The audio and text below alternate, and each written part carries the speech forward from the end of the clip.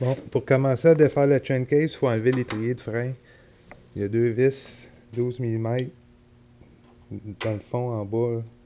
Ça, on peut les voir. Là. Une là, puis une là-bas. Ça, c'est des vis qui sont pas mal serrées d'habitude. On se prend une clé fermée, 12 mm, avec un bout ouvert, puis on peut venir coincer une clé en haut, se faire un levier plus long. On est déslaquer les deux.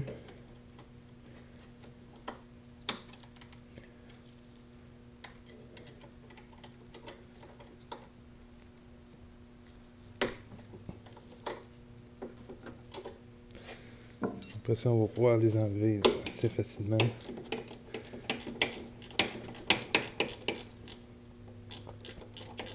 Des clés ratchet, c'est l'idéal. Si vous n'avez pas ça, mais vous allez réussir pareil, là, mais ça va être plusieurs coups de clé, là, puis c'est pas évident.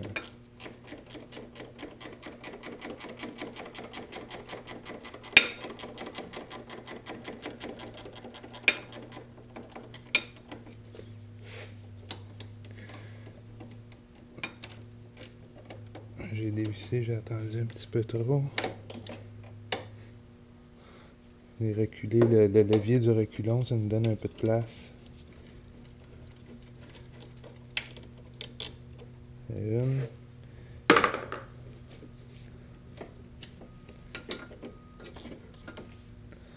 Essayer avec mes doigts.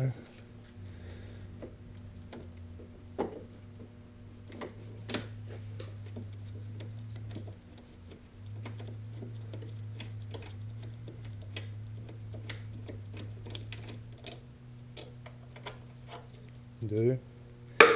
Donc capable de sortir l'étrier, venir le mettre dessus là, pour pas qu'on l'ait dans les jambes. Deuxième étape, c'est d'enlever le frein à main pour pouvoir enlever le disque. Ça, c'est une clé Allen 4 mm.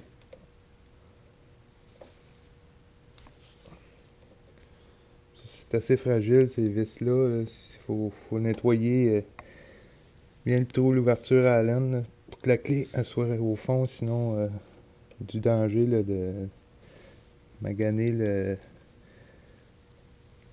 bout de la vis, puis on sera plus capable de les enlever. Là. Sinon ça prend des pinces, ça m'a déjà arrivé. On slack les deux doucement, on les enlève pas au complet.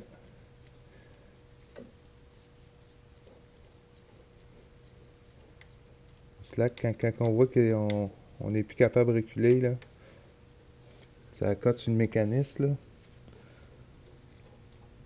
Ok, celle-là est libérée. Celle-là, je pense qu'il faut reculer le disque là, en même temps pour pouvoir l'enlever. Ok, quand on voit que ça recule plus, c'est parce qu'il est à côté sur le levier. On arrête là. On force pas. Puis on va enlever la barreuse du disque.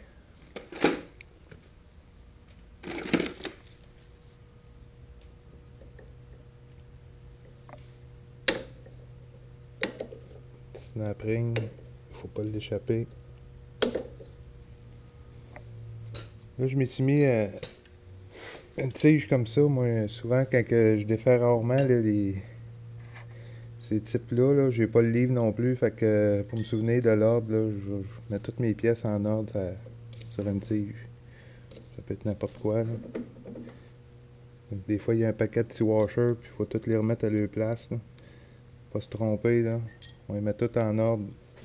Puis après ça, on fait l'ordre inverse. Un coup que le disque est débarré, on peut le reculer puis continuer à dévisser notre vis en bas pour le frein à main. Tranquillement, sans forcer. Un coup qui est libéré, on va pouvoir enlever le frein à main. Comme ça. On fait attention pour ne pas perdre les ressorts. Puis il y a des petits spacers au bout là. Faut pas les perdre non plus. On va mettre ça en un endroit pour pas l'accrocher. On va le mettre là. Ok. Ça, on laisse ça tel quel. Là, on peut enlever le disque. Le disque aussi, il y a une bague là. Le disque, je vais le mettre sur ma tige avec la bague. Là, j'ai un autre bague ici à enlever. Ça, c'est pour le seal, l'épaulement pour le oil seal.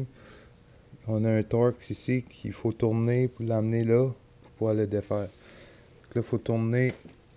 Soit qu'on reprend le disque, puis on peut s'en servir pour tourner. Faut oublier notre bague tantôt là. Servir du disque pour venir tourner.